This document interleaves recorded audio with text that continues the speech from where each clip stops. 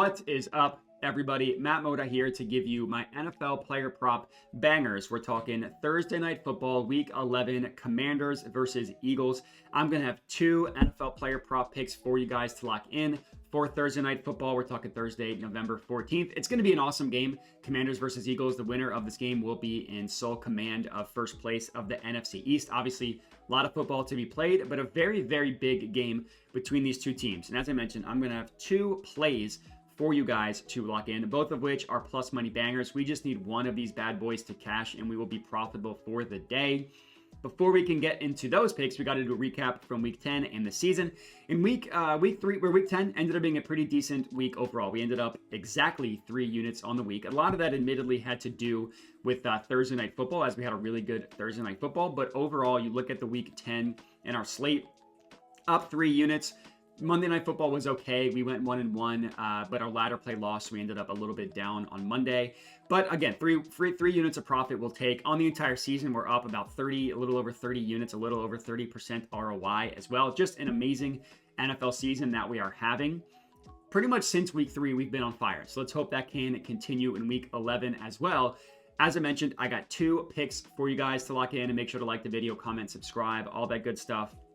One thing that I just want to preface before getting into the actual picks is that I am admittedly playing this game a little bit light. I know it's an awesome game, so you're going to want to have some stuff to sweat out, and I do have 2 picks for you, but I don't have a really good feel for honestly either of these teams. Despite being an Eagles fan and living in the Washington, D.C. area, I really don't know what to expect from either of these teams. You know, the Commanders are 7-3, the Eagles are 7-2.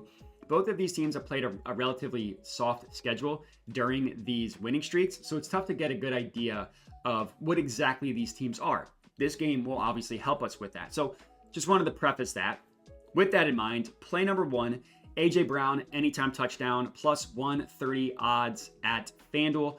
I sent this out on my Dub Club at plus 135, but when I clicked record, the best offered price was plus 130, which I would still take at that number, obviously, so no issues there.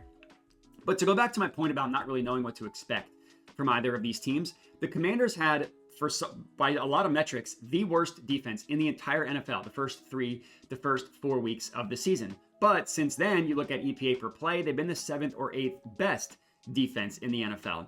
So it's tough to get a good idea of what exactly the Commanders' defense is, but all the data you look at tells you that they are a team where you want to back the number 1 wide receiver option against that team. Now, a lot of this was done at the beginning of the season, but even if you look at past the first 3-4 games, they've still allowed some pretty big receiving performances to number 1 wide receivers.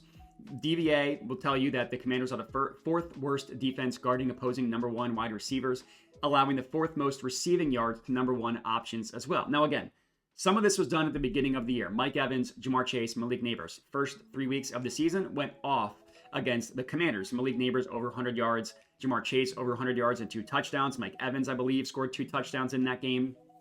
But even if you look at the games since then, when they played even mediocre offenses, they've struggled against the opposing team's number 1 wide receiver. You know, there's a game against the Cardinals where they blew them out, won 42-14. Marvin Harrison Jr. still scored in that game. And then they played the Browns with Deshaun Watson, one of the worst offenses in the NFL. Amari Cooper did not blow up, but he did hit his receiving prop in that game.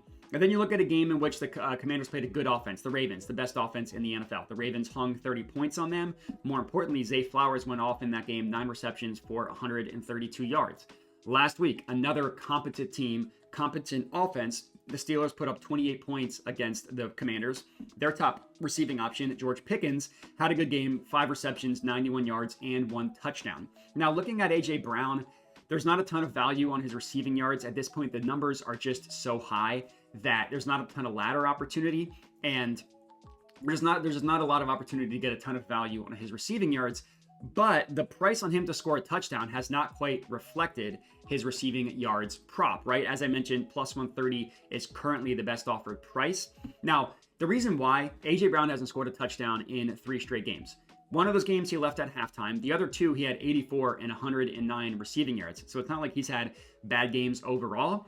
All the touchdowns have just gone to Jalen Hurts, honestly. Jalen Hurts has scored a ton of touchdowns in the games in which A.J. Brown has not scored. Now, you look at Marshawn Lattimore, it's possible that the Commanders are going to fix their number 1 wide receiver issues with Marshawn Lattimore. He's yet to practice for the Commanders, and with a hamstring injury, he's yet to play, and he's still missing practice this week, at least the most recent injury report. So I'm guessing that he's not going to play. Even if Marshawn Lattimore does play, these two saw each other 2 years ago. Gardner Minshew was the starting quarterback for the Eagles. In that game, A.J. Brown had 97 yards and a touchdown, and that was the Eagles' only touchdown of the game. So A.J. Brown scored a touchdown the first 3 games for the Eagles. He has not scored a touchdown in the last 3 games for the Eagles. I think it's time to buy back in on an A.J. Brown anytime touchdown prop, especially on a good defense for a receiver that gets a ton of work, or against a good matchup against the defense, I should say. That's play number 1. I'm putting a unit on that bad boy. Next up, I'm taking Jayden Daniels anytime touchdown, best offered at plus 210 odds at Hard Rock, or you can get it at plus 200 odds at both DraftKings and BetMGM. Now, I'm only putting a half unit on this one. So 1 unit on A.J. Brown, a half unit on Jayden Daniels. This is honestly very similar to my A.J. Brown play. We're just getting a way better price at plus 210 or plus 200. The Eagles defense has been phenomenal. Basically, since the bye week, the last 5 weeks, the defense has been awesome. They haven't allowed a single team to score 20 points offensively since the bye week. Now, I do want to keep in mind that in 2 separate games, the Eagles allowed a touchdown not from the offense, right? A blocked punt return for a touchdown in the Browns game, and a fumble from Saquon Barkley returned for a touchdown against the Jaguars. So taking out those 2, because that's not on the defense, here are the points that the Eagles defense has allowed the last 5 games. Browns, week 6, 9 points, 0 offensive touchdowns. The Giants, a week later, that was week 7, they only allowed 3 points, obviously 0 offensive touchdowns. The Bengals, one of the best offenses in the NFL, scored 17 points against the Eagles. The Jaguars scored 16 points against the Eagles.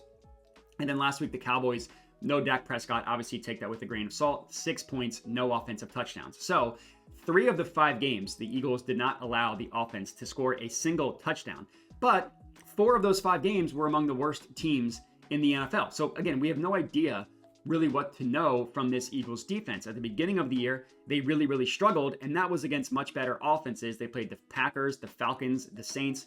Now, that was the Saints team when they had both healthy receivers and a healthy quarterback, and they played the Buccaneers before they lost Mike Evans and Chris Godwin. So the 4 offenses that were good performed much better against the Eagles defense. Now, all the film will tell you that the Eagles defensive turnaround is legit. Their secondary is phenomenal.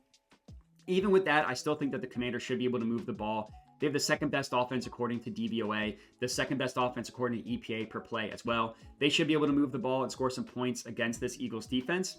Now, as for Jayden Daniels, it's kind of similar to A.J. Brown, but it's a little more stark, right? He scored 4 combined rushing touchdowns in the first 4 games of the season. He has not scored a single rushing touchdown in the 6 games since. But it's not as though he stopped using his legs in those 6 games. It just hasn't really resulted in a rushing touchdown.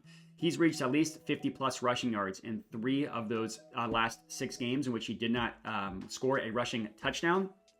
He only rushed for 50 yards once in the Commanders' first 4 games. And a reminder, he scored 4 combined rushing touchdowns in those 4 games. Now, his red zone carries are down a little bit in the 6 games compared to the first 4. But you can kind of explain that away a little bit as well. 2 weeks ago, he had 5 red zone rushing attempts against the Giants, just did not come away with a rushing touchdown. A couple weeks ago, he got hurt the first drive of the game, so didn't really have an opportunity for a red zone touchdown. And then the following week, he had 0 red zone rushing attempts, but the Commanders couldn't really move the ball in that game either. Last week was really the only week in which a defense did a good job bottling up Jayden Daniels' legs. Lowest rushing yards, lowest rushing attempts of the season, taking out the game in which he got hurt. But the Eagles have not seen a rushing quarterback all year. The only one really is Daniel Jones, and he doesn't really count. So I think that the Commanders are going to be able to move the ball against this Eagles defense. And I also think we're going to see some touchdown luck start to swing back the other way with Jayden Daniels. The Eagles defense has been really good against the pass and really good against the run. So when that happens, a young quarterback might try to use his legs, especially when they get closer to the red zone. Hopefully we get one of these guys to score a touchdown, at least one, and we're going to be profitable for the day. If we get both of them to score a touchdown, we will be very profitable. So let's hope for that. And that's all we got. Remember to like the video, comment, subscribe. And the last thing I'll mention is the last thing I mention at the end of every video is that I do have a service. It's called Dub Club, where I send all my picks out for $5 a month. So if you're interested, you don't want to watch the YouTube videos or worry about Twitter, you can sign up for the Dub Club. It's $5, get everything. It gets everything I'm playing sent directly to your phone via text, email, or Telegram. basically the way it works is it's the same plays that you see me give out for free on YouTube and on Twitter. It's just the first thing I do when I decide what a play is I send it out to Dub Club. So by the time you're watching this video, the odds might be different than what you see on the screen here. I unfortunately can't help that. So my way to combat that is to go with the Dub Club. So you're able to get odds the same, you're able to get plays at the same odds that I lock them in at.